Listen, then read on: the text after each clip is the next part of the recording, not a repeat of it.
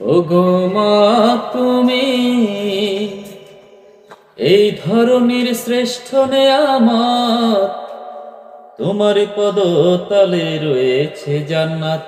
ওগো মা তুমি এই ধরনের শ্রেষ্ঠ নেয়ামত, তোমার পদতলে রয়েছে জান্নাত।